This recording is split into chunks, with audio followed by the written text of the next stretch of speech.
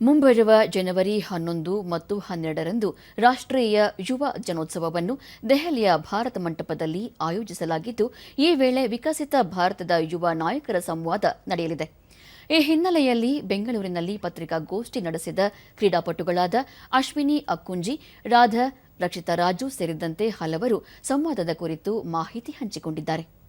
ರಾಷ್ಟ್ರೀಯ ಸೇವಾ ಯೋಜನೆಯ ಪ್ರಾದೇಶಿಕ ನಿರ್ದೇಶಕ ಡಿ ಕಾರ್ತಿಗೇಯನ್, ಎನ್ಎಸ್ಎಸ್ ಅಧಿಕಾರಿ ಅಶೋಕ್ ಕುಮಾರ್ ದಾಶ್, ನೆಹರು ಯುವ ಕೇಂದ್ರದ ರಾಜ್ಯ ಸಂಯೋಜಕ ರಾಜೇಶ್ ಕಾರ್ನಾಥ್, ಸಹಾಯಕ ನಿರ್ದೇಶಕ ಮತ್ತು ಭಾರತೀಯ ಕ್ರೀಡಾ ಪ್ರಾಧಿಕಾರದ ಪ್ರಾದೇಶಿಕ ನಿರ್ದೇಶಕ ವಿಷ್ಣು ಸುಧಾಕರನ್ ಮತ್ತಿತರರು ಉಪಸ್ಥಿತರಿದ್ದರು. ಈ ವೇಳೆ ಅವರು ವಿಕಸಿತ ಭಾರತದ ದೃಷ್ಟಿಕೋನದ ಬಗ್ಗೆ ತಮ್ಮ ಅಭಿಪ್ರಾಯವನ್ನು ಹಂಚಿಕೊಳ್ಳಲು ಈ ವೇದಿಕೆ ಸಹಕಾರಿಯಾಗಲಿದೆ ಎಂದು ಮಾಹಿತಿ ನೀಡಿದರು. ವಿಕಸಿತ ಭಾರತದ ಸವಾಲನ್ನು ಆರಂಭಿಸಲು ಉದ್ದೇಶಿಸಲಾಗಿದ್ದು, ರಾಷ್ಟ್ರವ್ಯಾಪಿ ನಡೆಯಲಿರುವ ಡಿಜಿಟಲ್ ರಸಪ್ರಶ್ನೆ ಕಾರ್ಯಕ್ರಮ ಮೈ ಭಾರತ್ ವೇದಿಕೆಯಲ್ಲಿ ನಡೆಯಲಿದ್ದು, ದೇಶಾದ್ಯಂತ 1 ಕೋಟಿಗೂ ಹೆಚ್ಚು ಯುವಜನರನ್ನು ತೊಡಗಿಸಿಕೊಳ್ಳುವ ಉದ್ದೇಶ ಹೊಂದಲಾಗಿದೆ.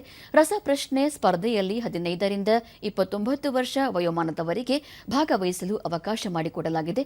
2 ದಿನಗಳ ಕಾರ್ಯಕ್ರಮದಲ್ಲಿ ಪ್ರಧಾನಿ ನರೇಂದ್ರ ಮೋದಿ ಅವರು ದೇಶದ ವಿವಿಧ ಭಾಗಗಳ 3,000ಕ್ಕೂ ಹೆಚ್ಚು ಯುವಜನರೊಂದಿಗೆ ಸಂವಾದ ನಡೆಸಲಿದ್ದಾರೆ.